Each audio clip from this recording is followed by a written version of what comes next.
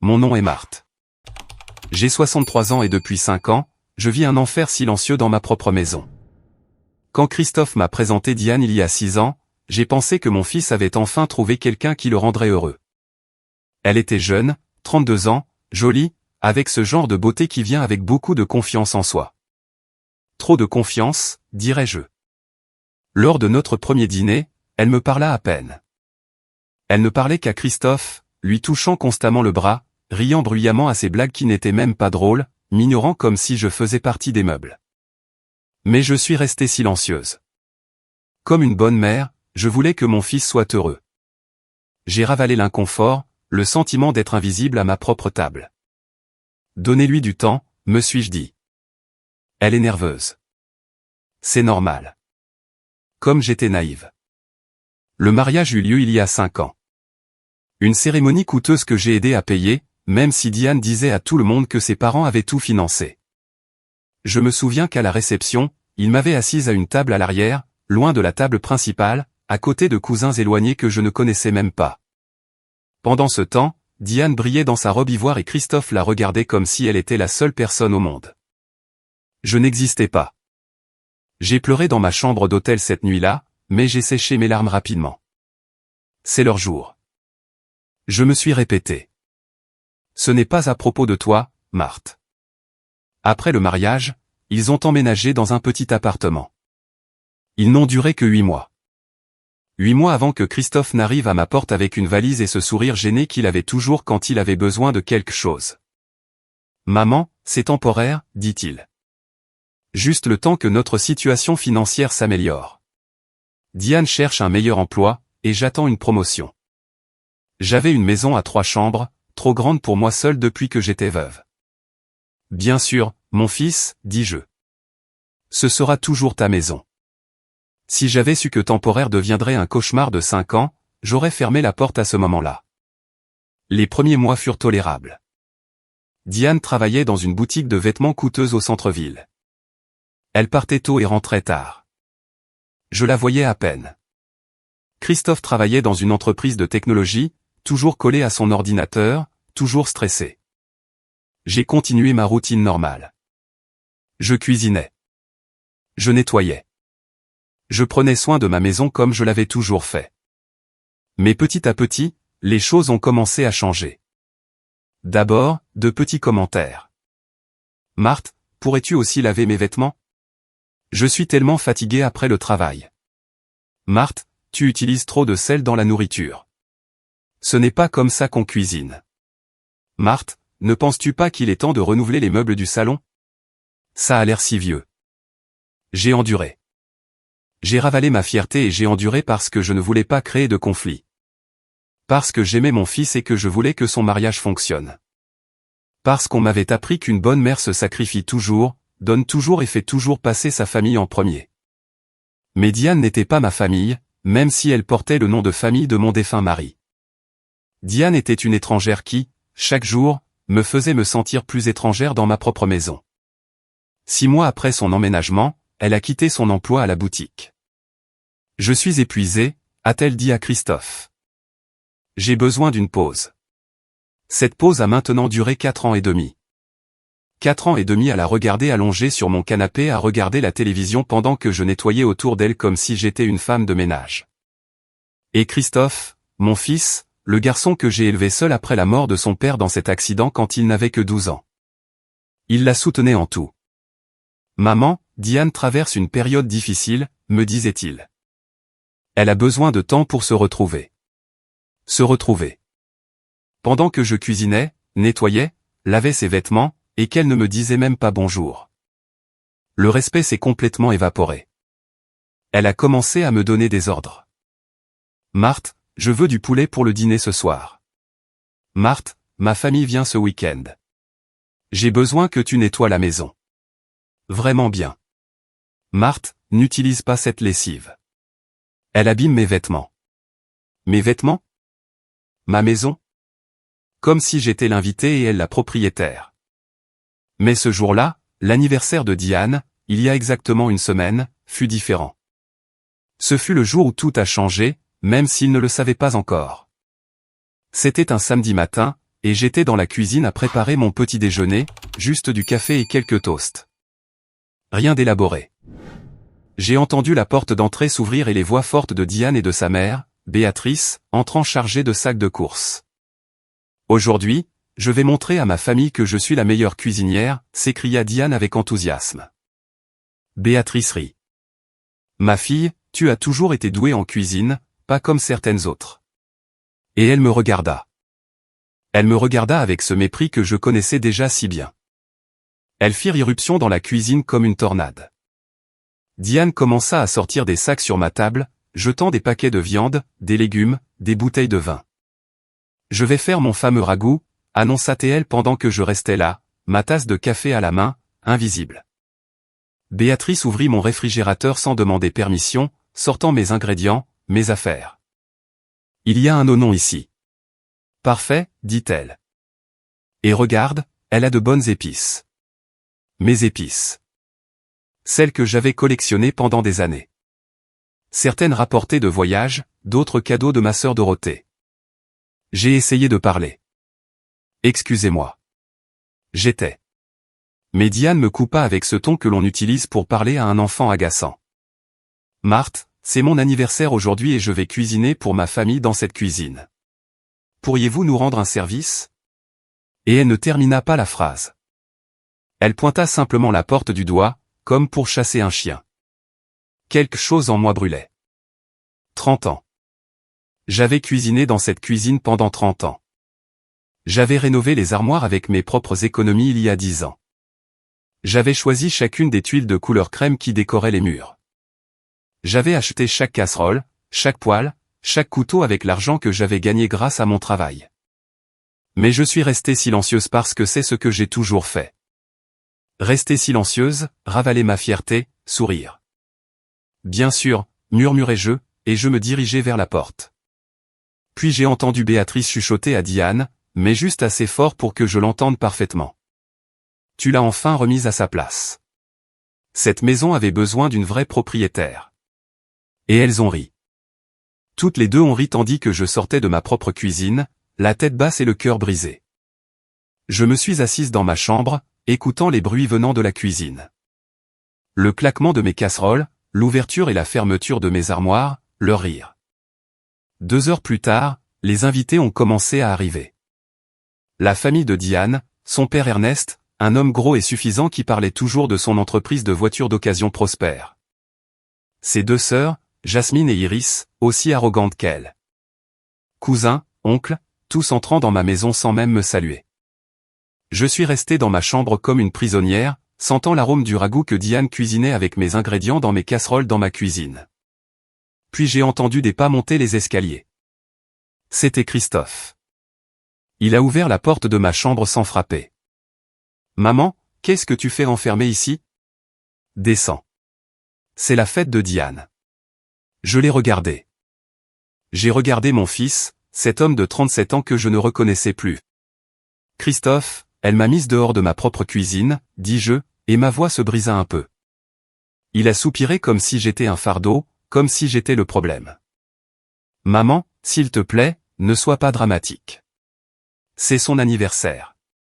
Laisse-la en profiter. D'ailleurs, il s'est arrêté, mais je savais ce qu'il allait dire. C'était toujours la même chose.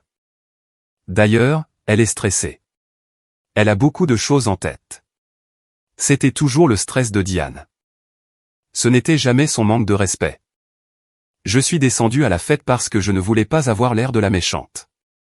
J'ai mis une robe grise que j'avais gardée, quelque chose de simple mais présentable, et je suis descendu avec un sourire forcé.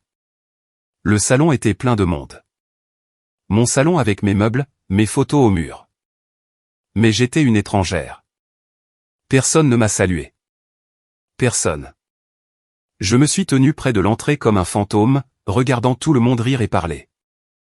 Diane était au centre, racontant une histoire pendant que tout le monde écoutait, captivé. Christophe était à côté d'elle, son bras autour de sa taille, la regardant avec adoration, et moi, sa mère, j'étais invisible. Puis Diane a annoncé que la nourriture était prête. Tout le monde s'est dirigé vers la salle à manger. J'ai suivi, espérant trouver une place pour m'asseoir, mais quand je suis arrivé, Toutes les chaises étaient prises. Toutes. Je suis resté là, sentant le sang me monter aux joues de honte. Ernest m'a regardé et a lâché un rire. On dirait qu'il n'y a pas de place pour toi, Marthe. Pourquoi ne manges-tu pas dans la cuisine? Après tout, tu y passes tout ton temps de toute façon. Rire. Tout le monde a ri et Christophe n'a rien dit. Mon fils n'a absolument rien dit. Mais alors quelque chose s'est passé qui a tout changé. Je me suis retourné pour partir, me cacher dans ma chambre et pleurer mon humiliation en privé, quand mon téléphone a vibré. C'était un SMS. Je l'ai sorti de la poche de ma robe et je l'ai lu rapidement. C'était d'Henri, mon comptable. Marthe, urgent. J'ai besoin de vous parler des documents de la maison. J'ai trouvé quelque chose que vous devez savoir. Christophe a tenté de refinancer votre propriété en utilisant de faux documents. Appelez-moi. Mon sang se figea. Est-ce que ça s'est arrêté là, Gnome? Ce n'était que le début. J'ai lu le message 3 fois pour m'assurer que j'avais bien compris. Christophe, mon fils, avait essayé de refinancer ma maison en utilisant de faux documents. Ma maison, la maison que j'avais achetée il y a 25 ans avec mon propre argent, avec mes propres efforts, ma sueur et mes larmes. La maison qui était à mon nom et à mon nom seulement parce qu'après la mort de mon mari, j'avais appris à ne dépendre de personne. Mes mains tremblaient tellement que j'ai failli laisser tomber le téléphone. J'ai regardé vers la salle à manger où tout le monde riait et mangeait encore, inconscient de la bombe qui venait d'exploser entre mes mains. Christophe versait du vin aux invités avec ce sourire charmant qu'il avait toujours, le même sourire qu'il utilisait enfant quand il cassait quelque chose et essayait de me convaincre que ce n'était pas de sa faute. Je suis monté dans ma chambre sans que personne ne remarque mon départ. Pourquoi le remarquerait-il? J'étais invisible dans ma propre maison. J'ai fermé la porte à clé et j'ai appelé Henri immédiatement. Il a répondu à la deuxième sonnerie. Marthe, merci d'avoir rappelé si vite. Sa voix semblait sérieuse, inquiète. Henri avait été le comptable de mon défunt mari, puis était devenu mon comptable personnel. C'était un homme d'une 60aine d'années, honnête, méticuleux, quelqu'un en qui j'avais entièrement confiance. Henri, qu'est-ce qui se passe, ai-je demandé, même si une partie de moi connaissait déjà la réponse, je savais déjà que mon fils, le garçon que j'avais élevé seul, m'avait trahi. Il y a 2 semaines, j'ai reçu un appel de la banque, commença Henri. Il demandait des documents que j'aurais soi-disant certifiés pour un refinancement de votre propriété. Des documents que je n'ai jamais vus de ma vie. Quelqu'un a falsifié ma signature et a soumis des papiers où vous auriez soi-disant donné à Christophe une procuration sur la maison. J'ai senti l'air quitter mes poumons. Heureusement, continua Henri, la banque a soupçonné quelque chose parce que les montants ne correspondaient pas et ils m'ont contacté pour vérifier. J'ai tout arrêté immédiatement et j'ai ouvert une enquête. Marthe, les documents portent la signature de Christophe partout. Il a essayé de mettre la maison à son nom pour obtenir un prêt de $150 000. $150 000. Ma maison valait environ $400 000. Christophe avait essayé de grever ma propriété pour plus d'un tiers de sa valeur sans que je le sache, en utilisant de faux documents, commettant une fraude. Comment a-t-il pu faire ça, murmurai-je, bien que la question fût rhétorique. Je savais comment. Diane, cette femme l'avait changé. Elle l'avait transformé en quelqu'un que je ne reconnaissais plus. Il y a plus, dit Henri, son ton devenant encore plus grave. J'ai fait quelques recherches et j'ai découvert que Christophe et Diane ont des dettes de près de $200 000. Carte de crédit, prêt personnel, une voiture de luxe qu'ils ne peuvent pas se permettre. Ils sont au bord de la faillite. Tout a commencé à prendre sens. Les commentaires de Diane sur la rénovation de la maison. Les regards que Christophe et elle échangeaient quand ils pensaient que je ne regardais pas. La façon dont ils me traitaient encore plus mal ces derniers temps avec plus de mépris, comme s'ils voulaient que je parte, comme si j'étais un obstacle à leur projet. Marthe, j'ai besoin que vous veniez à mon bureau lundi, dit Henri. J'ai tous les documents. Nous pouvons porter plainte pour fraude si vous le souhaitez. C'est sérieux. Je le remerciai et raccrochai. Je m'assis au bord de mon lit, regardant les photographies sur ma table de chevet. Christophe bébé. Christophe a sa remise de diplôme. Christophe le jour de son mariage, souriant à côté de Diane. À quel moment avais-je perdu mon fils? Cette nuit-là, Après le départ de tous les invités et la maison en désordre avec des assiettes sales et des bouteilles vides, j'entendis Christophe et Diane parler dans leur chambre. Ma chambre était juste à côté de la leur et les murs n'étaient pas si épais. Ce n'est pas que je voulais écouter. J'ai juste entendu. Je ne comprends pas pourquoi la banque a rejeté le prêt, dit Diane d'une voix frustrée. Ces documents étaient parfaits. Ton ami Marc a dit qu'il n'y aurait aucun problème. Marc, un autre nom à ajouter à ma liste de traîtres. Marc était l'ami de Christophe depuis le lycée. Maintenant, il travaillait dans une entreprise de conseil financier louche. Quelqu'un à la banque a dû avoir des soupçons, répondit Christophe. Mais ne t'inquiète pas, nous trouverons un autre moyen. Nous avons besoin de cet argent, Christophe, insista Diane. Les créanciers ne vont plus attendre. Si nous ne payons pas bientôt, ils vont nous poursuivre en justice. Et ta mère, juste assise dans cette énorme maison toute seule. C'est du gaspillage. Cette propriété vaut une fortune. Mon sang bouillit. Du gaspillage. Cette maison que j'avais payée, que j'avais entretenue, que j'avais remplie des souvenirs de ma famille. Je sais mon amour, dit Christophe. Et sa voix avait ce ton manipulateur qui me faisait tant de mal à entendre. Je travaille sur un plan. Fais-moi confiance. Je ne pus pas dormir cette nuit-là. Je suis resté éveillé, fixant le plafond, pensant à tout ce que j'avais entendu, à la trahison de mon propre fils. Mais quelque chose d'étrange s'est produit pendant ces heures sombres et silencieuses. Au lieu de ressentir seulement de la douleur, j'ai commencé à ressentir autre chose. Quelque chose que je n'avais pas ressenti depuis longtemps. De la rage. Mais pas une rage aveugle, destructive. C'était une rage froide, calculée, qui me fit penser clairement pour la première fois depuis des années. Il ne savait pas qui j'étais vraiment. Christophe ne connaissait que la Marthe qui cuisinait, nettoyait et se sacrifiait, la mère dévouée qui s'aidait toujours. Mais il y avait une autre Marthe qu'il n'avait jamais rencontrée. Une Marthe qui avait tranquillement bâti quelque chose de grand. Dimanche matin, je suis descendu tôt. La maison était toujours en désordre de la fête de la veille. Mais je n'allais pas nettoyer pour la première fois depuis 5 ans. J'ai tout laissé exactement comme c'était. Les assiettes sales dans l'évier, les bouteilles vides dans le salon, les miettes sur le sol. J'ai fait mon café et me suis assise dans le salon pour réfléchir. Christophe est descendu vers 11 heures, bâillant, s'attendant à trouver la maison propre comme toujours. Il s'est arrêté net en voyant le désordre. « Maman, tu ne vas pas nettoyer ça ?» a-t-il demandé de ce ton qu'il utilisait pour me donner des ordres déguisés en question. Je l'ai regardé droit dans les yeux. « Non », ai-je dit simplement. C'était la fête de Diane. Elle peut nettoyer. Son expression a changé. Surprise, puis agacement. « Maman, ne recommence pas avec tes drames. Tu sais que Diane est fatiguée. » Je me suis levé et je suis allé à la cuisine sans répondre. Je pouvais sentir son regard confus sur mon dos. Ce fut le premier de nombreux petits changements que j'ai mis en œuvre. J'ai arrêté de cuisiner pour eux. J'ai arrêté de laver leurs vêtements. Quand Diane me demandait quelque chose, je lui disais simplement que j'étais occupé. Je ne criais pas. Je ne me plaignais pas. Je refusais simplement. Et cela les déconcertait plus que n'importe quelle confrontation. Ils étaient habitués à ce que je cède, à ce que j'obéisse. Ma rébellion silencieuse les rendait nerveux. Lundi, je suis allé au bureau d'Henri. Il m'a montré tous les documents.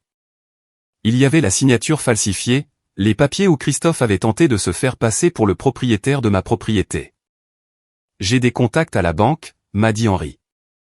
Ils sont prêts à témoigner si vous décidez d'engager des poursuites judiciaires. J'ai regardé les papiers longtemps. Mon fils, mon unique fils. Pas encore, ai-je dit finalement. Je veux voir jusqu'où ils sont prêts à aller. Mais j'ai besoin que vous protégiez mes propriétés. Toutes. Henri hocha la tête. C'est déjà fait. J'ai mis des alertes sur tout. Ils ne peuvent rien toucher sans que je le sache immédiatement. Propriété, au pluriel parce que c'était quelque chose que Christophe et Diane n'avaient jamais su. Depuis 30 ans, alors que je jouais le rôle d'une simple femme au foyer, j'avais bâti un empire silencieux. Mais cette histoire viendrait plus tard. Pour l'instant, je devais observer, Attendre et voir jusqu'où mon fils était prêt à me trahir pour de l'argent et pour cette femme qu'il avait transformée en un étranger. Je suis rentré chez moi cet après-midi-là, la tête haute et un plan se formant dans mon esprit. En entrant, j'ai trouvé Diane dans le salon avec sa mère, Béatrice, et ses sœurs, Jasmine et Iris. Les quatre me regardèrent avec mépris tandis que je passais. Voilà la vieille femme aigrie, j'entendis Iris marmonner. Je m'arrêtai. Je me retournai et les regardai directement. Pour la première fois, je ne baissai pas le regard, et je souris. Ce sourire les troubla. Je pouvais le voir sur leur visage. Jasmine échangea un regard confus avec Iris, et Béatrice fronça les sourcils comme si elle essayait de résoudre une énigme, mais je ne dis rien. Je suis juste monté dans ma chambre, j'ai fermé la porte et je me suis permis de respirer profondément. Quelque chose avait changé en moi. Je n'étais plus la Marthe qui endurait en silence. J'étais la Marthe qui avait survécu à la mort de son mari, qui avait élevé un fils seul, qui avait bâti une entreprise prospère à partir de zéro sans que personne ne le sache. Et maintenant, enfin, j'allais me souvenir de qui j'étais vraiment. Les jours suivants furent tendus dans la maison. Christophe et Diane avaient remarqué mon changement d'attitude, mais ils ne savaient pas comment le gérer. Je continuais à ne pas cuisiner pour eux, à ne pas nettoyer leur désordre, à ne pas être leur femme de ménage gratuite. Un soir, Christophe frappa à la porte de ma chambre. « Maman, on peut parler ?» Je le laissai entrer. Il s'assit sur la chaise près de mon bureau avec cette expression inconfortable qu'il affichait quand il avait besoin de me demander quelque chose. « Maman, Diane et moi sommes inquiets pour toi. Tu agis étrangement ces derniers temps. Tout va bien ? Quelle ironie. Après 5 ans à me traiter comme une ordure, maintenant il s'inquiétait parce que je ne me comportais pas comme le paillasson que j'avais toujours été. Tout va parfaitement bien, Christophe, répondis-je calmement. Je suis juste fatigué. À mon âge, on a besoin de plus de repos. Il sembla se détendre un peu. Oh, eh bien, ça a du sens. Et, puisque tu as mentionné ça. Ça y était. Je le sentais venir. Diane et moi pensions, cette maison est très grande pour toi seul. Peut-être vaudrait-il mieux si. Si quoi, l'interrompis-je, le regardant droit dans les yeux. Il déglutit. Eh bien, il y a de très belles maisons de retraite, des endroits où tu pourrais être plus à l'aise avec des gens de ton âge, avec des soins médicaux disponibles. Des maisons de retraite ? Il voulait me mettre dans un foyer pour garder ma maison. Je sentis mon cœur se serrer, mais je gardai mon visage neutre. Et qui paierait pour ce foyer, demandai-je. Eh bien, nous pourrions vendre cette maison, et avec cet argent. Cette maison est à mon nom, Christophe, l'interrompis-je à nouveau, ma voix ferme, et elle n'est pas à vendre. Son expression changea. Je vis un éclair de panique dans ses yeux, suivi d'un agacement. Maman, ne sois pas égoïste. Pense à ton bien-être. Tu vieillis. Cette maison est trop de travail pour toi. Égoïste. Mon propre fils me traitait d'égoïste parce que je ne voulais pas lui offrir ma propriété.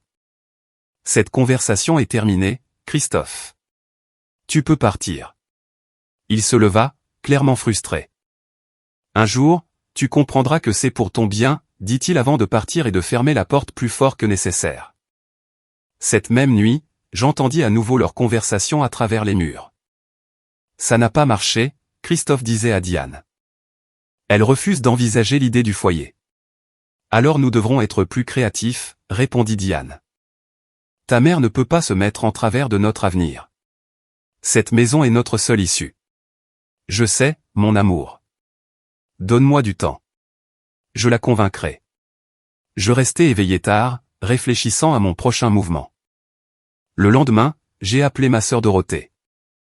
Elle vivait dans un autre état, mais nous nous parlions fréquemment. Dorothée était la seule personne au monde à connaître toute mon histoire, tous mes secrets.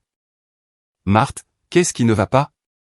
Tu as l'air étrange, dit-elle dès qu'elle répondit. Je lui ai tout raconté, la tentative de fraude, les conversations que j'avais surprises, le plan de me mettre dans un foyer. Dorothée explosa. Ce bâtard. Après tout ce que tu as fait pour lui, Marthe, tu dois le jeter de ta maison tout de suite. Non, dis-je calmement. Pas encore. J'ai besoin qu'il voie qui je suis vraiment, qu'il comprenne l'ampleur de leur erreur. Dorothée resta silencieuse un instant. Tu vas leur parler des restaurants? Finalement, mais d'abord, j'ai besoin qu'ils s'enfoncent un peu plus dans leurs propres mensonges. Ma sœur soupira. Tu es plus forte que tu n'en as l'air, Marthe. Tu l'as toujours été. Mais sois prudente. Les gens désespérés font des choses terribles. Elle avait raison. Et le désespoir de Christophe et Diane était sur le point d'empirer. 2 jours plus tard, alors que j'étais à l'épicerie, j'ai reçu un appel de ma voisine, Madame Émeraude. C'était une gentille femme de 70 ans qui vivait à côté depuis des décennies. Marthe, pardonnez-moi de vous déranger, mais j'ai vu quelque chose d'étrange. Un homme en costume prenait des photos de votre maison. Il avait un presse-papier et écrivait des choses. Je la remerciai et raccrochai. Un expert en évaluation immobilière. Ils évaluaient ma maison sans ma permission. Mon sang bouillit, mais je suis resté calme. Ils agissaient plus vite que je ne le pensais. Quand je suis rentré à la maison, Christophe et Diane étaient dans le salon avec un homme d'une quarantaine d'années vêtu d'un costume couleur charbon. Ils se sont tus en me voyant entrer. Maman, c'est Monsieur Marc, un vieil ami. Marc, le même qui avait aidé avec les faux documents. Il tendit la main avec un sourire qui n'atteignait pas ses yeux. Un plaisir, Madame Marthe. Christophe m'a tant parlé de vous.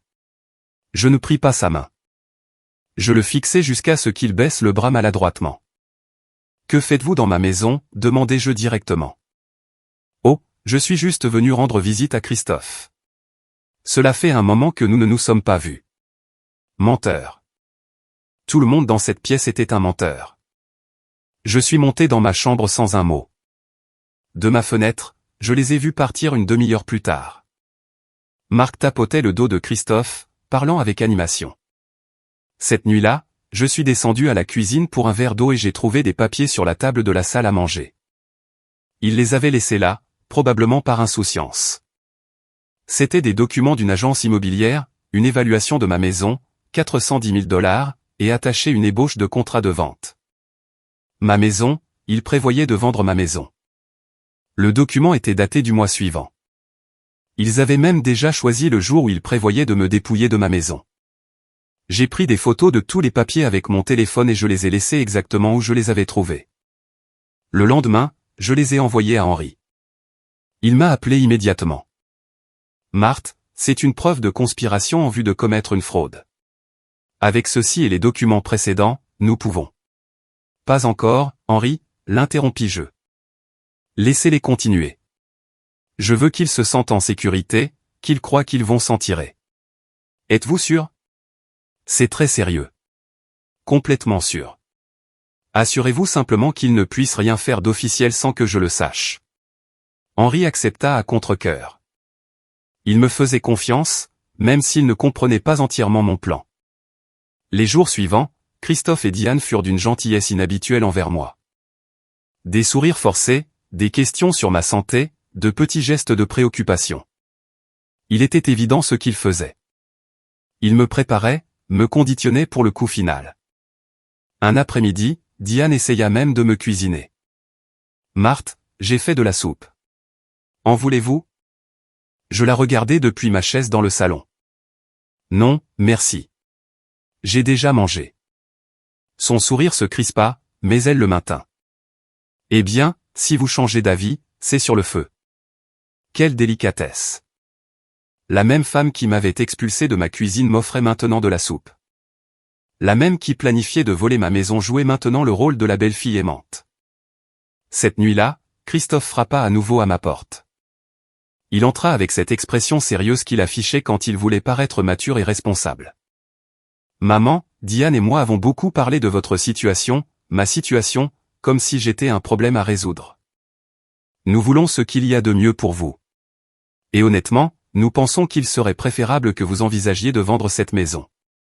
Elle est trop grande, trop chère à entretenir pour une personne seule. Vous pourriez déménager quelque part de plus petit, plus gérable, et économiser l'argent de la vente pour votre retraite. Comme c'était généreux de leur part de se soucier de ma retraite. Et où vivriez-vous tous les deux, demandai-je, bien que je connaisse parfaitement la réponse. Eh bien, nous pourrions chercher notre propre logement avec notre part de l'argent. Ah, bien sûr, leur part de ma maison. Combien serait votre part exactement, Christophe? Il se déplaça inconfortablement sur sa chaise. Eh bien, la maison vaut environ 400 000. Nous pensions qu'il serait juste de la diviser également. 133 000 pour chacun de nous. Pour chacun d'eux, lui, Diane, et moi. Il voulait voler les 2/3 de la valeur de ma propriété. Mon fils me regarda, attendant une réponse avec le visage de quelqu'un qui me rendait service. Et moi, pour la première fois depuis longtemps, je souris sincèrement parce que je compris enfin que le fils que j'avais élevé n'existait plus. Et cette vérité, bien que douloureuse, me libéra. J'y réfléchirai, dis-je à Christophe, ma voix calme. Son visage s'éclaira immédiatement d'espoir. Vraiment, maman? C'est super. Je savais que tu verrais la raison. Vois, la raison comme si j'étais l'irrationnel de ne pas vouloir donner mes biens. Mais j'ai besoin de temps, ajoutai-je. C'est une grande décision. Donne-moi quelques semaines. Il hocha la tête avec enthousiasme.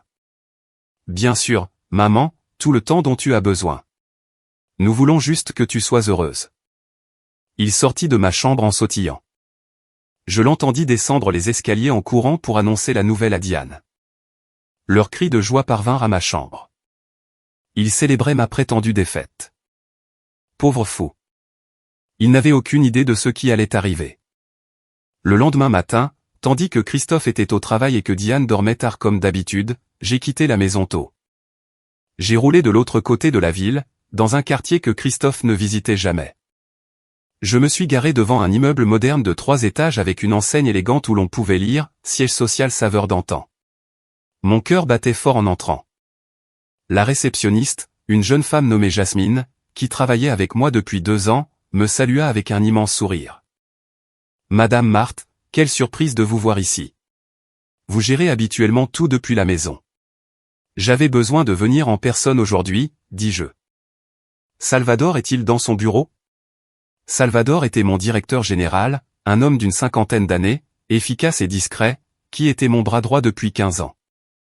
Il était l'une des rares personnes à connaître ma véritable identité. Pour le reste du monde des affaires, j'étais simplement Madame M, la propriétaire invisible qui préférait rester dans l'ombre pendant que d'autres géraient les opérations quotidiennes. Je suis monté au 3e étage et j'ai frappé à la porte de son bureau. Entrez.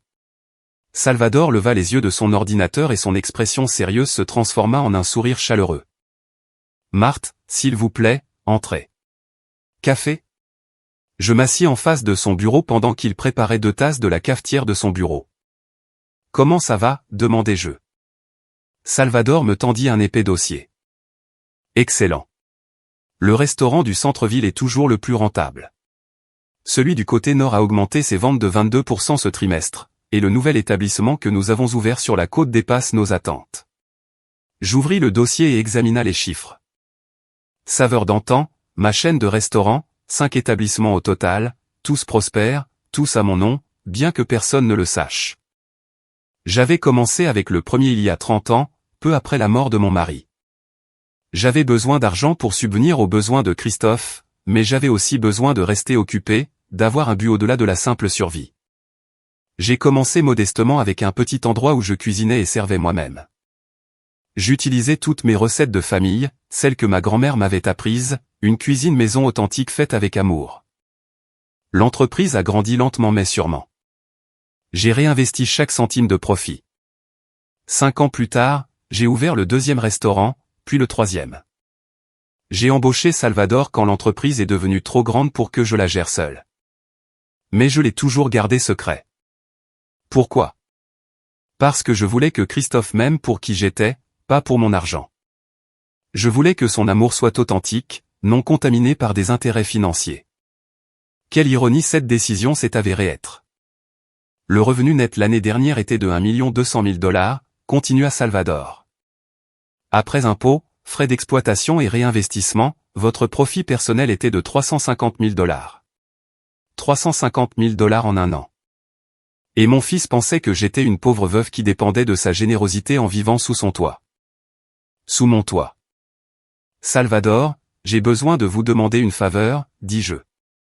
Tout ce dont vous avez besoin. Je veux que vous prépariez un rapport complet de tous nos actifs, propriétés, comptes bancaires, investissement, tout. Et j'ai besoin de copies des titres de propriété pour tous les emplacements. Il me regarda avec curiosité, mais ne posa aucune question. C'était l'une des raisons pour lesquelles je lui faisais confiance. Quand en avez-vous besoin? D'ici vendredi. Nous étions mardi. Vous l'aurez d'ici jeudi, promit-il. J'ai passé le reste de la matinée dans mon bureau privé à examiner les états financiers, à signer les documents en attente, à prendre des décisions concernant de nouveaux investissements.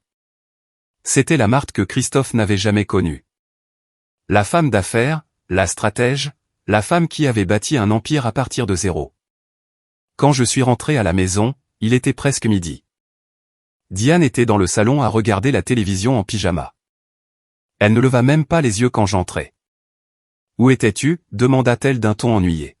« Je suis allé chez le médecin, mentis-je. Un bilan de routine. » Grommela-t-elle sans réel intérêt pour ma réponse. Les jours suivants furent étrangement calmes. Christophe et Diane étaient excessivement gentils avec moi, essayant clairement de me garder heureuse pendant qu'ils planifiaient leur vol. Je suivais ma routine normale, ou du moins ce qui semblait être ma routine normale. Mais en réalité, je préparais ma contre-attaque. Jeudi, comme promis, Salvador me tendit une épaisse enveloppe en papier craft contenant tous les documents que j'avais demandés. Je les ai examinés cette nuit-là dans ma chambre. 5 restaurants. La maison où nous vivions évaluée à 410 000 $. 2 appartements que je louais, générant un revenu passif de 3 000 $ par mois. Des comptes d'investissement avec un solde total de 1,8 million de $. Des propriétés immobilières supplémentaires d'une valeur de 900 000 $. Au total, ma valeur nette était d'environ 5 millions de $. 5 millions. Et mon fils voulait voler ma maison pour payer ses dettes de 200 000 $. S'il m'avait seulement demandé de l'aide honnêtement. S'il m'avait seulement respecté. Mais non, ils ont choisi la voie de la tromperie, de la trahison, de me traiter comme une ordure. Vendredi après-midi, alors que je rangeais tous les documents dans mon coffre-fort personnel, j'entendis des voix fortes en bas. Je descendis les escaliers et trouvai Diane se disputant au téléphone. Non, papa. Je t'ai déjà dit que nous aurions l'argent bientôt. Nous avons juste besoin d'un peu plus de temps. Elle fit une pause, écoutant. Son visage devint rouge de fureur. Tu ne peux pas faire ça. C'est ma voiture. J'en ai besoin. Une autre pause. Bien. Bien. 3 semaines. Je te promets que dans 3 semaines, nous aurons l'argent. Elle raccrocha le téléphone si fort qu'elle faillit le casser. Puis elle me vit debout dans l'escalier. Depuis combien de temps es-tu là? Je viens juste de descendre, mentis-je. Tout va bien? Elle força un sourire. Oui, juste de petits problèmes de famille. Rien d'important. Petits problèmes. Son père Ernest était sur le point de reprendre sa voiture faute de paiement. Les murs se refermaient sur eux. Cette nuit-là, Christophe rentra plus tard que d'habitude. Il avait de profondes cernes sous les yeux et les ragards. Il s'assit dans le salon, la tête entre les mains. Diane s'assit à côté de lui frottant le dos. Que s'est-il passé? J'ai été convoqué au RH. Il y a des rumeurs de licenciement. Je pourrais perdre mon emploi. La panique était visible sur son visage. Ils se noyaient dans leurs propres erreurs, dans leur propre cupidité. Une partie de moi, la partie qui était encore une mère, voulait les aider. Je voulais leur dire que tout irait bien, que j'avais les ressources pour les sauver. Mais une autre partie, la partie qui avait été humiliée, méprisée et trahie, voulait qu'ils apprennent leur leçon à la dure. Là, c'était la pression, le désespoir qui leur faisait montrer leur vrai visage. Presque, dis-je. J'ai juste besoin de résoudre quelques détails juridiques d'abord. Son expression s'illumina d'espoir. Détails juridiques? Oui. Je veux m'assurer que tout est fait correctement. Mon avocat me conseille. Le mot « avocat » les rendit nerveux. Ils échangèrent un regard rapide plein d'inquiétude. Avocat? Pourquoi avez-vous besoin d'un avocat? Demanda Diane, essayant de paraître décontractée mais échouant lamentablement. Pour protéger mes intérêts, répondis-je simplement. Et les vôtres aussi, bien sûr. Je l'ai laissé là, traitant cette information, se demandant ce que je savais exactement. Je suis monté dans ma chambre avec un sourire aux lèvres. Le jeu atteignait son point critique. Bientôt, très bientôt, ils allaient découvrir qui j'étais vraiment, et cette découverte allait briser leur petit monde de mensonges. J'ai regardé par la fenêtre la rue sombre. La tempête était sur le point d'arriver et j'allais être le tonnerre qui les réveillerait de leur illusion. Le lundi suivant, j'ai reçu un appel inattendu. C'était Ernest, le père de Diane. « Madame Marthe, excusez-moi de vous déranger. Pourrions-nous parler un instant ?» Sa voix semblait inhabituellement sérieuse. « Bien sûr, Ernest, de quoi s'agit-il » Il y eut une longue pause. « Je préférerais en parler en personne. Puis-je passer chez vous cet après-midi » J'acceptai, curieuse de savoir ce qu'il voulait. À 15 heures, Ernest frappa à ma porte. Je le fis entrer dans le salon. Christophe et Diane n'étaient pas là. Ils étaient sortis faire je ne sais quoi. Ernest s'assit sur le canapé, mal à l'aise, tripotant ses mains. « Madame Marthe, je vais être direct. Ma fille et votre fils me doivent de l'argent. Beaucoup d'argent. Je leur ai prêté 50 000 $ il y a 2 ans pour un acompte sur une voiture de luxe qu'ils ne pouvaient pas se permettre. 50 000 $ juste pour la voiture et maintenant ils viennent me voir tous les mois avec des excuses. C'est le travail. Ce sont les dépenses. C'est ceci et cela. Mais ils n'ont jamais l'argent. » Il me regarda attentivement. « Diane a mentionné que vous envisagez de vendre cette maison. Elle m'a demandé de vous parler pour vous convaincre que c'est une bonne idée. » Ça y était. Il l'avait envoyé comme émissaire, pensant que le père de Diane aurait plus d'influence sur moi qu'eux. « Et qui gagneriez-vous, Ernest ?» Il baissa les yeux, honteux. « Ma fille m'a promis que si vous vendez la maison, elle me paierait ce qu'elle me doit avec intérêt. » Intérêt ? Quelle charmante famille. Ernest, cette maison est la mienne, pas celle de Christophe, la mienne, et elle n'est pas à vendre. Son expression passa de l'espoir à la frustration. Madame Marthe, soyez raisonnable. Vous êtes une femme âgée seule. Vous n'avez pas besoin de toute cette maison. Pensez à votre fils, à leur avenir. Mon avenir ou votre avenir ? Je me levai. Cette conversation est terminée. Vous pouvez partir. Ernest se leva, en colère. Vous faites une erreur. Christophe et Diane trouveront un moyen d'obtenir cet argent avec ou sans votre aide. Sont-ce des menaces, Ernest ? Me menacez-vous dans ma propre maison ? Il fit un pas en arrière, réalisant qu'il était allé trop loin. Non, non, bien sûr que non. Je dis juste. Eh bien, les jeunes trouvent des solutions. Il quitta ma maison, claquant la porte. J'ai immédiatement appelé Henri. Je lui ai parlé de la visite d'Ernest. Marthe, cela s'intensifie. Je pense que vous devriez envisager d'engager des poursuites judiciaires maintenant. Pas encore, mais je veux que vous mettiez une surveillance supplémentaire sur toutes mes propriétés, et je veux des caméras de sécurité installées dans cette maison d'ici demain. Des caméras ? Oui, s'ils essaient quelque chose, je veux une preuve vidéo. Henri soupira, mais accepta. Le lendemain, pendant que Christophe et Diane étaient sortis, une équipe technique a installé des caméras discrètes dans toute la maison, salon, cuisine, couloir, des endroits où elles pouvaient capter des conversations et des actions sans être évidentes. Le technicien m'a montré comment accéder aux enregistrements depuis mon téléphone. Tout mouvement sera enregistré, madame. Cette nuit-là, Christophe est rentré accompagné de Marc. Je les ai observés depuis ma chambre via l'application de la caméra. Ils se sont assis dans le salon, parlant à voix basse. J'ai monté le volume sur mon téléphone. J'ai déjà parlé à mon contact au registre des propriétés, disait Marc. Nous pouvons falsifier une procuration. Avec ça et votre carte d'identité, nous pourrions vendre la maison sans qu'elle le sache avant qu'il ne soit trop tard. Mon sang se figea. Êtes-vous sûr que ça marchera ? Demanda Christophe. Ça a marché la dernière fois jusqu'à ce que ce sacré comptable y mette son nez. Mais cette fois, nous serons plus prudents. Nous utiliserons un notaire différent dans un autre état. Christophe resta silencieux un instant. Je ne sais pas, Marc. C'est ma mère. Pendant une seconde, je sentis un éclair d'espoir. Peut-être qu'il restait quelque chose du fils que j'avais élevé. Mais alors Marc parla. Ta mère t'a contrôlé toute ta vie. Il est temps de prendre ce qui est à toi.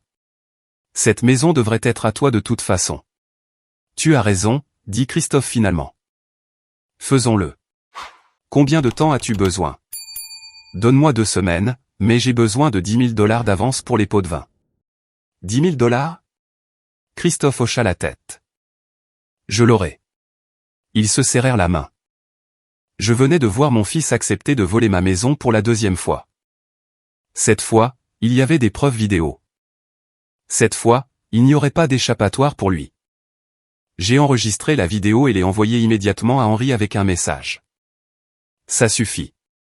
Prépare tout. Les jours suivants furent les plus difficiles de ma vie. Je devais continuer à agir normalement comme si je ne savais rien pendant qu'il planifiait ma destruction. Christophe m'apporta même des fleurs un jour. Pour égayer ta journée, maman. Des fleurs achetées avec de l'argent qu'il avait probablement pris sur une carte de crédit qu'il ne pouvait pas payer.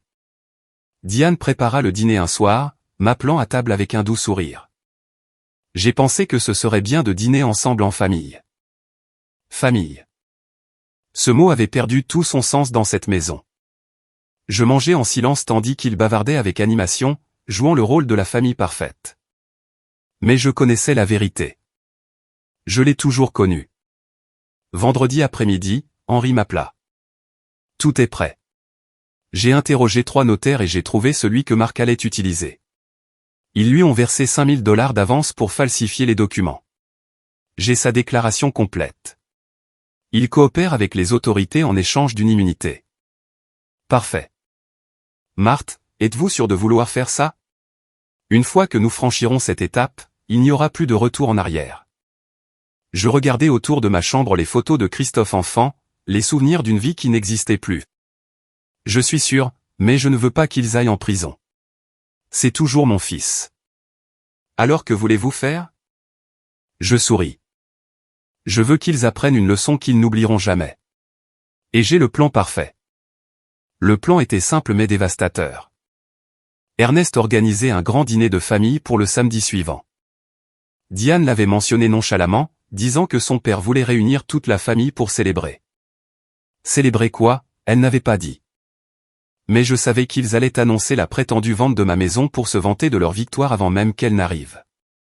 Ils allaient m'humilier une dernière fois devant tout le monde. Mais cette nuit allait être très différente de ce qu'ils avaient prévu. Cette nuit-là, j'allais révéler qui j'étais vraiment, et leur monde de mensonges allait s'effondrer comme un château de cartes. Le samedi arriva plus vite que je ne l'avais prévu. Je me suis réveillé tôt avec un nœud à l'estomac mêlant nervosité et anticipation. C'était le jour où tout allait changer. Je me suis baigné calmement. Je me suis habillé d'un élégant tailleur couleur lit de vin que j'avais acheté spécialement pour cette occasion. Je me suis maquillé avec soin. J'ai relevé mes cheveux en un chignon sophistiqué. Quand je me suis regardé dans le miroir, j'ai vu Marthe la femme d'affaires, pas Marthe la soumise, celle qu'il connaissait. J'ai vu la femme qui avait bâti un empire en silence. Et cette femme n'avait pas peur. Je suis descendu à 16 heures. Christophe et Diane étaient déjà prêts. Ils portaient un costume un peu trop serré. Elle portait une robe émeraude qu'elle avait probablement achetée avec une carte de crédit qu'elle ne pouvait pas se permettre. Tous les deux se sont tus en me voyant. « Maman, tu as l'air différente », dit Christophe, incapable de cacher sa surprise. « Merci, mon fils. J'ai pensé qu'une occasion spéciale méritait de se parer un peu. » Diane me regarda de haut en bas avec suspicion. « Pourquoi si élégante? C'est juste un dîner de famille. » « Chaque dîner est important quand il est partagé avec ceux qu'on aime, répondis-je avec un sourire qui n'atteignait pas mes yeux. Le trajet en voiture fut tendu. Christophe conduisait pendant que Diane consultait son téléphone constamment. Je m'assis sur le siège arrière, regardant par la fenêtre, me préparant mentalement à ce qui allait arriver. La maison d'Ernest était dans un quartier prétentieux avec de grandes maisons de construction bon marché, tout en façade comme son propriétaire. Quand nous sommes arrivés, il y avait plusieurs voitures garées à l'extérieur. Toute la famille était là. Nous sommes entrés et le bruit des conversations nous a accueillis.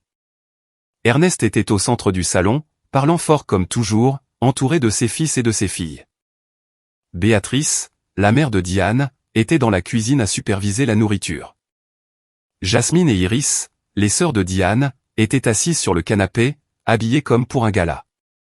Personne ne me salua en entrant. Quelques regards curieux, quelques murmures, mais pas de salutations sincères. J'étais à nouveau invisible. Parfait. Moins il me remarquait, meilleure serait la surprise. Je m'assis sur une chaise dans le coin du salon, observant. Christophe et Diane rejoignirent immédiatement le groupe, riant et parlant, s'intégrant parfaitement dans cette atmosphère superficielle. 1 heure plus tard, Ernest annonça que le dîner était prêt. Nous nous dirigeâmes tous vers la salle à manger. La table était dressée de nappes blanches et de vaisselle qui tentaient d'avoir l'air raffiné, mais ne l'était clairement pas. Je m'assis au bout de la table, dans le coin, à l'écart de tout le monde, à nouveau invisible. Le dîner commença avec le bruit habituel des couverts et des conversations qui se chevauchaient. Ernest raconta des histoires exagérées sur son entreprise, se vantant de ventes qui n'avaient probablement jamais eu lieu. Ses enfants riaient aux moments opportuns, nourrissant son ego. Puis, quand tout le monde en était à son plat principal, Ernest se leva et frappa son verre avec un couteau. « Famille, je veux faire une annonce importante. » La salle à manger devint silencieuse. Tous les regards se tournèrent vers lui. Comme vous le savez, ma chère fille Diane et son mari Christophe ont traversé des moments difficiles financièrement, quelques murmures de sympathie, mais je suis fier de dire qu'ils ont enfin trouvé une solution. Il me regarda directement avec un sourire triomphant. Christophe a décidé de vendre la maison de sa mère, une décision très mature et responsable. Avec cet argent, ils pourront rembourser leurs dettes et commencer une nouvelle vie. Applaudissements. Toute la famille applaudit comme s'il venait d'annoncer quelque chose de merveilleux. Christophe se leva, prenant la main de Diane. Merci à tous pour votre soutien, et je tiens à remercier tout particulièrement ma mère pour sa compréhension et sa générosité. Il me regarda, s'attendant à ce que je dise quelque chose, que j'acquiesce pour valider son mensonge. Mais je le regardais en silence. Le silence s'étira inconfortablement. Maman dit oui, Diane intervint rapidement, riant nerveusement. Elle est juste un peu émue, n'est-ce pas, Marthe? Tout le monde me regardait maintenant, attendant. Lentement, je me levai. Il y a quelque chose que vous devez tous savoir, dis-je, ma voix claire et ferme. Christophe pâlit. Maman, tu n'as pas besoin de. Cette maison n'est pas à vendre, l'interrompis-je. Parce que cette maison n'appartient pas à Christophe. Elle est à moi. Elle est à mon nom. Elle a toujours été à mon nom. Des murmures de confusion balayèrent la table. Ernest fronça les sourcils. Eh bien, oui, techniquement, c'est à votre nom, mais Christophe est votre fils. C'est pratiquement la même chose. Non, Ernest, ce n'est pas la même chose. Et il y a autre chose que vous ne savez pas tous. Je sortis mon téléphone et composa le numéro d'Henri. Vous pouvez entrer maintenant. La porte d'entrée s'ouvrit et Henri entra dans la salle à manger, portant une mallette en cuir. La confusion sur tous les visages était visible. Qui est-ce? Demanda Ernest. C'est Henri, mon comptable et avocat, répondis-je. Henri se tint à côté de moi, ouvrit sa mallette et en sortit un épais dossier. Bonsoir à tous. Mon nom est Henri Ruiz, et je représente légalement Madame Marthe. Avocat? Pourquoi avez-vous besoin d'un avocat? Demanda Christophe, sa voix tremblant légèrement. Pour protéger mes intérêts, et pour vous montrer qui je suis vraiment. Henri commença à sortir des documents et à les placer sur la table. Titre de propriété, état financier, photographie de propriété. Depuis 30 ans, continuai-je, pendant que vous me traitiez tous comme une domestique, comme quelqu'un d'insignifiant, je construisais quelque chose de grand. Je pointai les documents. Ce sont les actes de propriété de 5 restaurants. Saveurs d'antan. Vous en avez peut-être entendu parler. Je vis Iris halter. Les restaurants Saveurs d'antan, ceux de toute la ville, les mêmes. Tous à moi. Je suis la propriétaire. Le silence était absolu. On aurait pu entendre une épingle tomber. Je possède également 2 appartements que je loue, plusieurs propriétés commerciales, et j'ai des investissements totalisant. Je regardai Henri. Un 800 000 $ en compte d'investissement, compléta-t-il. Ma valeur nette totale, dis-je, laissant chaque mot tomber comme une bombe, est d'environ 5 millions de $. Diane laissa tomber sa fourchette. Le bruit métallique contre l'assiette fut la seule chose entendue pendant plusieurs secondes. Christophe était blanc comme un linge. Ernest ouvrit et ferma la bouche plusieurs fois, incapable de parler. « Impossible », murmura Béatrice. « Vous n'êtes qu'une femme au foyer. » J'étais, la corrigeai-je. J'étais juste une femme au foyer pour vous parce que vous n'avez jamais pris la peine de me connaître vraiment. Vous n'avez jamais posé de questions sur ma vie, mes intérêts, mon passé. Vous avez juste supposé que j'étais insignifiante. Je regardai directement Christophe. Y compris toi, mon fils. Des larmes commencèrent à couler sur mes joues, mais ma voix resta ferme. J'ai bâti tout cela en silence parce que je voulais savoir si tu m'aimais pour qui j'étais, pas pour mon argent. Maman, Christophe tenta de parler, mais je l'arrêtai d'un geste. Et maintenant je connais la réponse. Tu as essayé de voler ma maison 2 fois. Tu as utilisé de faux documents. Tu as conspiré avec Marc pour commettre une fraude. Je sortis mon téléphone et touchai l'écran. La vidéo commença à être diffusée sur le petit écran, mais le son était clair. Christophe et Marc planifiant de vendre ma maison sans que je le sache. J'ai tout enregistré. J'ai la preuve de tout. Le visage de Christophe s'effondra complètement. Diane commença à pleurer, mais ce n'était pas des larmes de remords.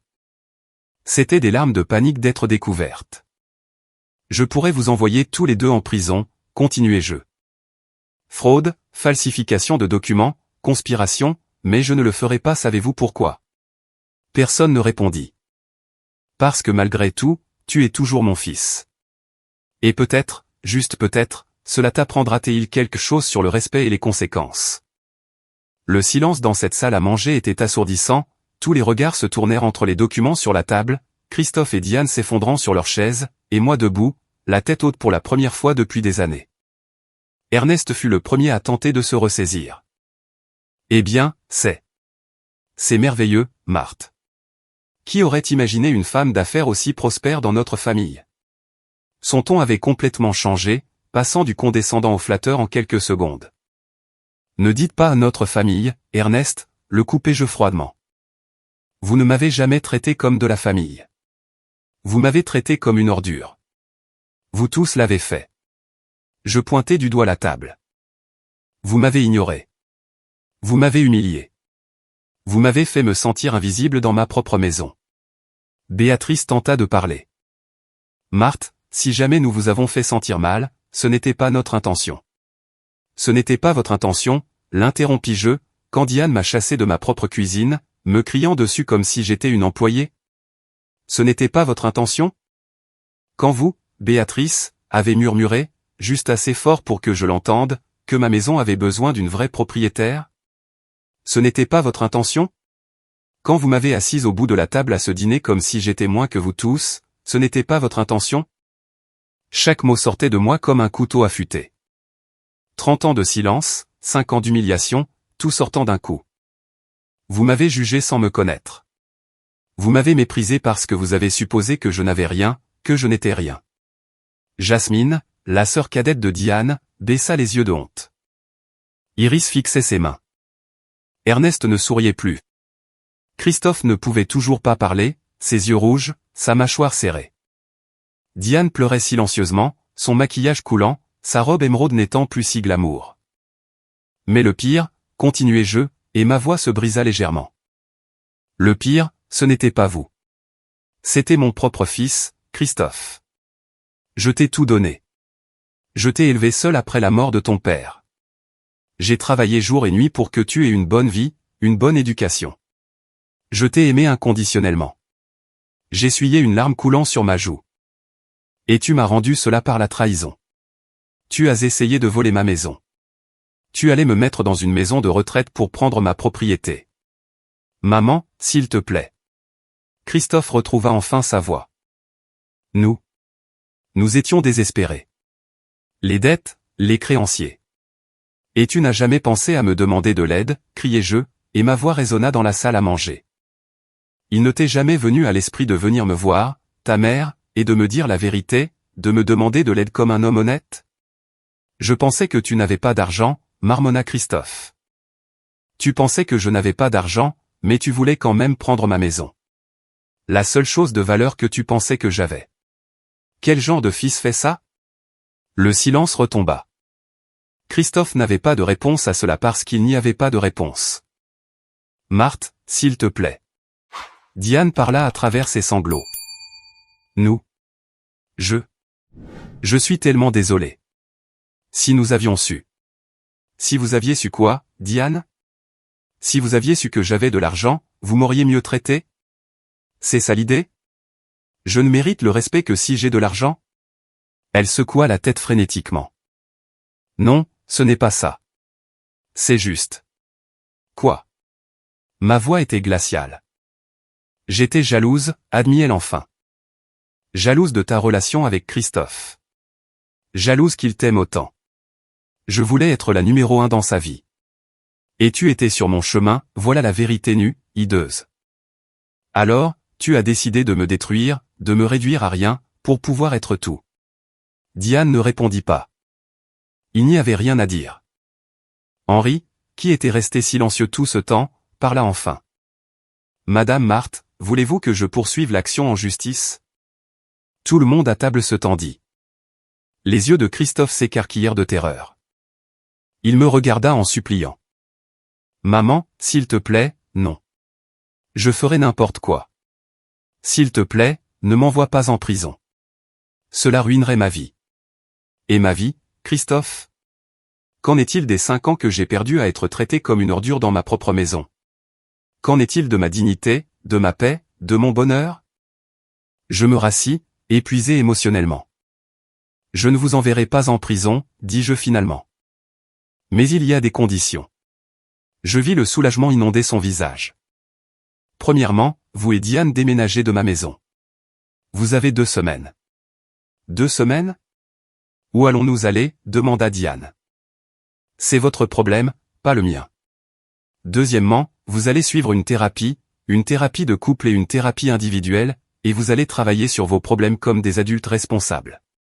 Troisièmement, continuez-je vais payer vos dettes, toutes. Ernest se pencha immédiatement, ses yeux brillants de cupidité. Je paierai les 200 000 $ que vous devez. Je le regardai attentivement. Mais pas à vous. Je paierai les créanciers directement. Vous ne verrez pas un seul centime. La déception était évidente sur le visage d'Ernest. Et Ernest, concernant les 50 000 $ qu'ils vous doivent. Je les paierai aussi. Mais étant donné que vous avez essayé de me faire pression pour vendre ma maison et avez menacé ma famille, je les paierai sans intérêt. C'est plus que ce que vous méritez. Son visage devint rouge de fureur, mais il ne dit rien. Il savait qu'il n'avait pas le droit de se plaindre. Quatrièmement, je regardais Christophe et Diane. Vous allez travailler pour de vrai. Diane, il y a un poste de serveuse à pourvoir dans l'un de mes restaurants. Le salaire est de 2 000 $ par mois plus les pourboires. Si vous voulez le poste, il est à vous, mais vous devrez travailler dur. Suivre les règles et gagner chaque centime. Diane me regarda avec horreur. Une serveuse, mais je n'ai jamais travaillé dans le service. Exactement. Il est temps que vous appreniez ce qu'est un travail honnête, à servir les autres, à gagner votre vie avec dignité. Et Christophe, continuez-je, vous continuerez votre emploi actuel, mais chaque mois, vous me ferez un rapport de vos dépenses. Nous allons établir un budget ensemble sous la supervision d'Henri. Vous allez apprendre à vivre selon vos moyens, à être financièrement responsable. Cinquièmement et dernier, ma voix était glaciale. Si jamais vous essayez de me tromper, de me voler, ou de me manquer de respect à nouveau, je couperai tout contact avec vous, je vous déshériterai complètement. Il n'y aura pas de deuxième chance. Christophe hocha vigoureusement la tête. Oui, maman. Tout ce que tu diras, je le promets. Les promesses ne signifient rien, Christophe. Tu en as brisé assez. Ce sont les actions qui comptent maintenant. Je me suis levé. Henri a ramassé les documents et les a remis dans sa mallette. Ce dîner est terminé pour moi. Henri me raccompagnera. Je me suis dirigé vers la porte, mais avant de partir, je me suis retourné une dernière fois. Encore une chose. Pendant 30 ans, j'ai bâti une entreprise prospère sans le soutien de personne. Je l'ai fait avec un travail acharné, l'honnêteté et le respect des autres. Ce sont les valeurs que j'ai essayé de t'enseigner, Christophe. Mais à un moment donné, tu as perdu ses valeurs. Tu t'es laissé emporter par la cupidité, par les apparences, par l'envie de vivre une vie que tu ne pouvais pas te permettre. J'ai regardé toute la famille réunie dans cette salle à manger. Vous vivez tous dans de grandes maisons avec des dettes encore plus grandes. Vous conduisez des voitures de luxe que vous ne pouvez pas payer. Vous portez des vêtements coûteux achetés avec des cartes de crédit saturées. Tout n'est qu'une façade. Tout est un mensonge. J'ai vécu dans la même maison modeste pendant 25 ans.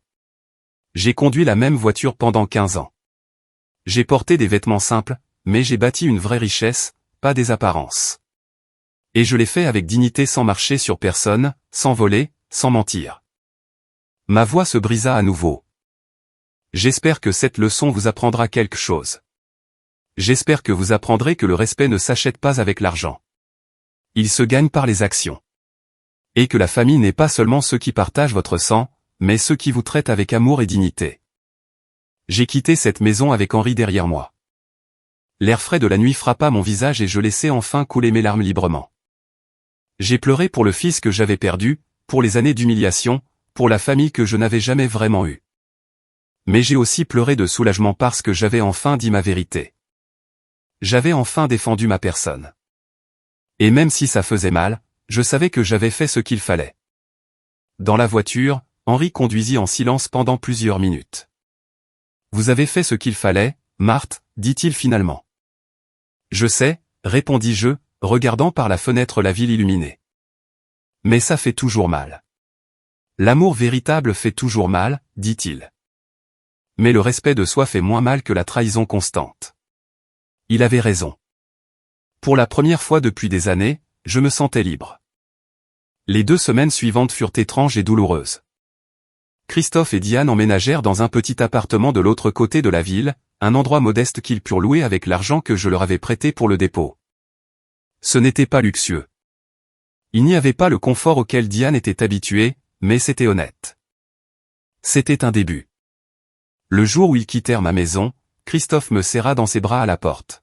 « Je suis désolé, maman, murmura-t-il. Je suis tellement désolé pour tout. » Je hochai simplement la tête, incapable de parler à cause de la boule dans ma gorge. Le voir partir avec ses valises, avec ce poids de honte sur ses épaules, me brisa le cœur. Mais je savais que c'était nécessaire. Parfois, l'amour véritable signifie laisser les gens faire face aux conséquences de leurs actes. Diane commença à travailler dans mon restaurant du centre-ville. Salvador, mon gérant, me rendait compte chaque semaine de ses performances. Au début, elle se plaignait de tout. Il me disait que ses chaussures lui faisaient mal. Les heures étaient trop longues. Les clients étaient impolis. Mais petit à petit, elle s'améliore. Hier, je l'ai vue aider une collègue qui était en retard sur ses tables sans que personne ne le lui demande. Cela m'a donné de l'espoir. Peut-être, juste peut-être, y avait-il encore de l'humanité en elle. Christophe resta à son emploi dans la technologie. Chaque fin de mois, il m'envoyait un rapport détaillé de ses dépenses comme nous l'avions convenu. Henri examinait tout et m'informait. « Ils sont très prudents, me dit-il. Pas de dépenses inutiles. Ils apprennent. » Quant à moi, j'ai redécouvert ma maison. Sans l'attention constante de Christophe et Diane, sans les regards de mépris, sans les ordres déguisés en requêtes, ma maison redevint mon sanctuaire. J'ai invité ma sœur Dorothée à rester avec moi quelques semaines. Je n'aurais jamais cru que ce jour viendrait, dit-elle alors que nous buvions du café dans mon salon. Je te vois différemment, Marthe. Plus forte. Je me sens différente, ai-je admis. Pour la première fois depuis des années, je me sens moi-même. Dorothée prit ma main. Tu as toujours été forte. Il fallait juste que tu t'en souviennes. J'ai passé plus de temps dans mes restaurants, apprenant à connaître mes employés, m'impliquant plus directement dans les opérations. Je n'avais plus à me cacher. Un mois après le dîner révélateur, j'ai reçu un appel inattendu. C'était Diane. Marthe, pouvons-nous parler en personne? Mon premier instinct fut de dire non, mais quelque chose dans sa voix, une humilité que je n'avais jamais entendue auparavant, me fit accepter. Nous nous sommes rencontrés dans un café neutre, loin de ma maison et de son appartement. Quand je suis arrivé, elle était déjà là, assise à une table au fond. Elle avait l'air différente. Pas de maquillage excessif, des vêtements simples, ses cheveux attachés en une simple queue de cheval. Elle avait l'air réelle. Merci d'être venu, dit-elle quand je me suis assise. Nous avons commandé du café et nous sommes restés un moment dans un silence gênant. Je veux m'excuser, commença-t-elle finalement. Vraiment? Pas des excuses vides comme celles que je t'ai faites avant. De vraies excuses. Je la regardais sans rien dire. Attendant. Ces derniers mois ont été les plus difficiles de ma vie, continua-t-elle. Travailler au restaurant m'a ouvert les yeux. Voir comment d'autres personnes travaillent dur tous les jours, comment elles se battent pour subvenir aux besoins de leur famille avec dignité. J'ai réalisé à quel point j'ai été horrible avec toi. Ses yeux se remplirent de larmes sincères. Tu as travaillé comme ça toute ta vie.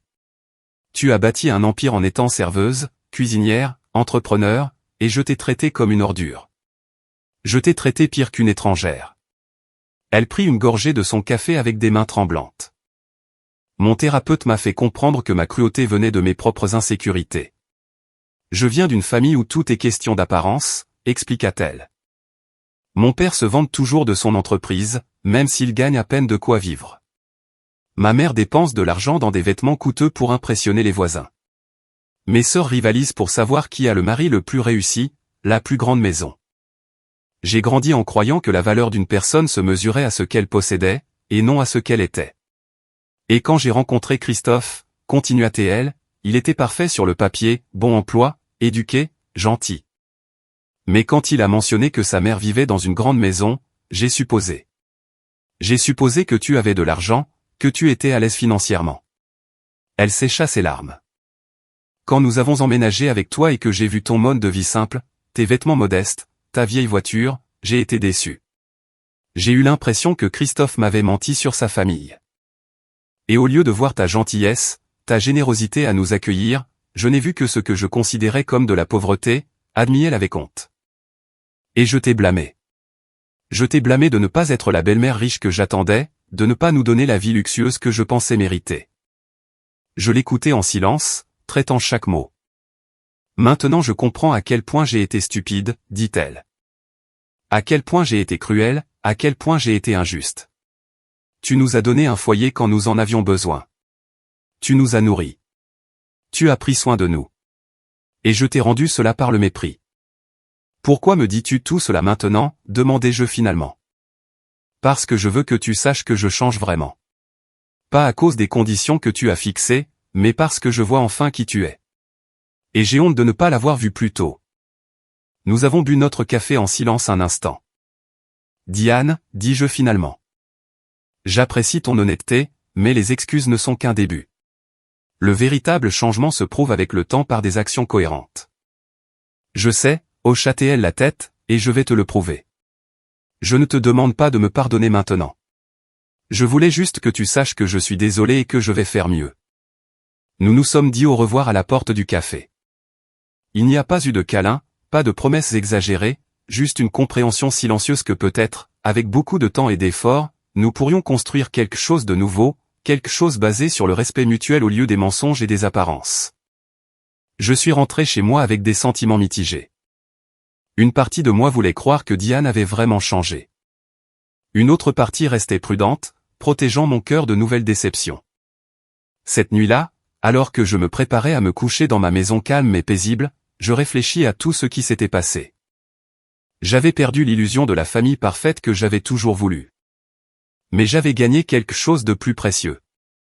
Ma dignité, ma voix, mon pouvoir. Je n'étais plus la Marthe invisible qui endurait en silence. J'étais la Marthe qui avait bâti un empire. La Marthe qui se défendait. La Marthe qui connaissait sa valeur. Et cette Marthe était plus forte que jamais. Je regardais les photographies sur ma table de chevet. Christophe enfant, souriant sans malice, sans la corruption qui viendrait plus tard. Je touchais la photo tendrement. Je t'aime toujours, mon fils, murmurai-je. Mais maintenant je m'aime aussi, et cela change tout. 6 mois se sont écoulés depuis ce dîner qui a tout changé. 6 mois de guérison, de reconstruction, d'apprentissage. Ma vie avait pris un cours complètement différent de ce que j'avais imaginé. Je ne me cachais plus derrière la façade d'une simple femme au foyer. Je visitais maintenant mes restaurants, prenais ouvertement des décisions importantes, rencontrais des investisseurs. La vraie Marthe était sortie de l'ombre, et elle n'avait aucune intention de se cacher à nouveau. Christophe et Diane étaient toujours dans leur modeste appartement. Il continuait son travail, et elle, étonnamment, avait été promue chef d'équipe dans mon restaurant. Salvador rapporta qu'elle était l'une des employées les plus dévouées. Elle a complètement changé. Il me dit qu'elle arrivait tôt, restait tard si nécessaire, traitait tout le monde avec respect. C'est une transformation remarquable. La thérapie les aidait. Christophe m'appelait toutes les semaines, non pas pour demander de l'argent ou des faveurs, mais juste pour parler. De vraies conversations sur sa vie, ses peurs, ses leçons. Maman, mon thérapeute m'a fait réaliser que je n'avais jamais vraiment grandi, me dit-il lors d'un de ses appels. J'ai toujours attendu des autres qu'ils résolvent mes problèmes. D'abord toi, puis j'ai pensé Diane avec sa famille, puis l'argent facile. Je n'ai jamais fait face à mes responsabilités en tant qu'homme adulte. L'entendre admettre cela me donna de l'espoir. Je suis fier de toi pour avoir reconnu cela, mon fils, lui dis-je. La première étape pour changer, c'est d'accepter la vérité sur soi-même. Je t'ai déçu, maman. Sa voix se brisa. J'ai échoué en tout ce que tu m'as appris. Oui, tu as échoué, répondis-je honnêtement. Mais l'échec n'est pas permanent à moins que tu n'abandonnes. Tu n'abandonnes pas. Tu travailles à être meilleur. C'est ce qui compte. Un après-midi, j'ai reçu une invitation inattendue. C'était d'Ernest. Il m'a demandé de venir chez lui car il avait besoin de me parler. J'ai hésité longtemps avant d'accepter, mais la curiosité l'a emporté. Quand je suis arrivé, j'ai trouvé une scène très différente de ce dîner désastreux. La maison était la même, mais il y avait quelque chose de différent dans l'atmosphère. Ernest m'a accueilli à la porte seul, sans son arrogance habituelle. « Marthe, merci d'être venue. Je sais que je ne mérite pas votre temps. » Il me fit entrer dans le salon. Personne d'autre n'était là. « Où est votre famille ?» demandai-je. J'ai demandé de l'intimité.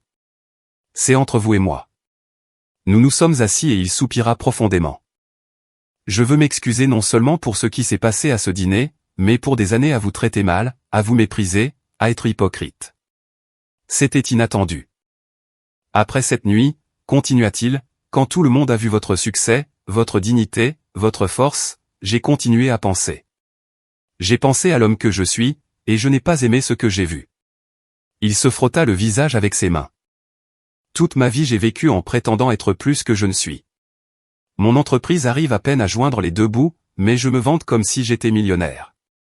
J'ai endetté ma famille pour maintenir les apparences. J'ai enseigné à mes filles les mauvaises valeurs. Et quand j'ai vu que vous, que je traitais comme inférieur, étiez 10 fois plus réussi que moi, non seulement en argent, mais en caractère. J'avais honte, admis-il. J'avais profondément honte. Pourquoi me dis-tu cela, demandai-je. Parce que je veux changer. Je vends la voiture de luxe que je ne peux pas me permettre. Je réduis les dépenses inutiles. Je veux enseigner à ma famille ce qui compte vraiment avant qu'il ne soit trop tard. Et je voulais que vous sachiez que votre exemple, votre dignité au milieu de tout cela m'a inspiré à être meilleur. Nous avons parlé pendant 1 heure. Ce fut une vraie conversation sans prétention, sans masque. Quand je suis parti, j'ai senti que peut-être, juste peut-être, quelque chose de bon était sorti de toute cette douleur. Mon 64e anniversaire arriva sans que je m'y attende. Je n'avais pas fait de projets spéciaux. Je pensais le passer tranquillement à la maison. Mais en milieu d'après-midi, la sonnette retentit. J'ouvris la porte et il y avait Christophe et Diane, tenant une boîte rose. « Joyeux anniversaire, maman » dit Christophe avec un sourire timide. Je l'ai laissé entrer, confuse mais curieuse. « Nous avons fait ça pour toi » dit Diane, ouvrant la boîte. C'était un gâteau fait maison, visiblement fait avec effort, bien que pas parfait. Nous l'avons fait nous-mêmes. Enfin, Diane l'a fait. J'ai un peu aidé, mais j'ai failli tout gâcher, Christophe rit nerveusement. C'était un gâteau simple, maladroitement décoré, mais avec un amour évident. Nous savons que cela ne compense rien, dit Diane. Mais nous voulions te montrer que nous essayons, que nous apprenons. Nous avons mangé le gâteau ensemble dans mon salon. La conversation fut d'abord maladroite, mais devint progressivement plus naturelle. Nous avons parlé de choses simples. Leurs emplois, leur thérapie, leurs petites réussites quotidiennes. Pour la première fois depuis des années, j'avais l'impression d'être vraiment avec mon fils, pas avec un étranger qui portait son nom. Quand ils partirent cette nuit-là, Christophe me serra dans ses bras à la porte. Un jour, j'espère regagner complètement ta confiance, maman. Je sais que cela prendra des années, mais je vais y travailler chaque jour. Tu es déjà sur la bonne voie, lui dis-je. Continue juste. Je les regardais partir dans leur vieille voiture, celle qu'ils avaient achetée avec leur propre argent durement gagné. Ce n'était plus la voiture de luxe qu'ils ne pouvaient pas se permettre. C'était une voiture modeste, mais c'était la leur, un symbole de leur nouvelle vie. Cette nuit-là, seul dans ma maison, je réfléchis à tout le parcours. J'avais perdu l'illusion de la famille parfaite, mais j'avais gagné quelque chose de plus réel. J'avais appris que le véritable amour signifie parfois fixer des limites difficiles. Que le respect ne se mendie pas, il se demande. Que votre valeur ne dépend pas de la façon dont les autres vous traitent, mais de la façon dont vous vous traitez vous-même. J'ai pensé à toutes les femmes qui, comme moi, endurent en silence, qui se laissent marcher dessus pour maintenir la paix, qui cachent qui elles sont vraiment par peur du rejet. Et je voulais leur dire qu'il y a une autre voie, un chemin où l'on peut être forte et aimante à la fois. Où l'on peut pardonner sans oublier. Où l'on peut donner une seconde chance sans être naïve. Mon histoire n'avait pas la fin de conte de fées que j'attendais quand j'étais jeune. Christophe n'est pas devenu le fils parfait. Diane n'était pas la belle-fille aimante. Sa famille ne m'a pas accueilli à bras ouverts. Mais j'ai trouvé quelque chose de mieux qu'un conte de fées. J'ai trouvé ma propre voie. J'ai trouvé mon propre pouvoir. J'ai trouvé ma propre paix. Et j'ai découvert que parfois, le meilleur cadeau que l'on puisse faire à quelqu'un n'est pas de résoudre ses problèmes, mais de lui permettre de faire face aux conséquences de ses actes et de grandir à travers eux. Je regardais par la fenêtre mon jardin, doucement éclairé par le clair de lune. C'était ma maison, mon sanctuaire, mon royaume bâti avec travail, dignité et respect de soi. Et personne jamais plus ne me le prendrait parce que maintenant je connaissais ma valeur. Et cette connaissance était plus puissante que toute richesse, plus forte que toute trahison, plus durable que toute douleur. Je suis Marthe. J'ai 64 ans. J'ai bâti un empire en silence. J'ai survécu à la trahison de mon propre fils. Je me suis relevé plus forte que jamais. Et ceci est mon histoire. L'histoire d'une femme qui a refusé de rester invisible, qui a refusé d'être moins qu'elle n'était, qui a choisi sa dignité plutôt que le confort de l'illusion. Et si mon histoire peut inspirer ne serait-ce qu'une personne à défendre sa valeur, à établir des limites, à ne pas permettre aux autres de les faire se sentir insignifiants, alors chaque moment de douleur en aura valu la peine. Parce qu'au final, le plus important n'est pas la façon dont les autres vous traitent. C'est la façon dont vous vous traitez vous-même. Et j'ai enfin appris à me traiter avec le respect et l'amour que j'ai toujours mérité.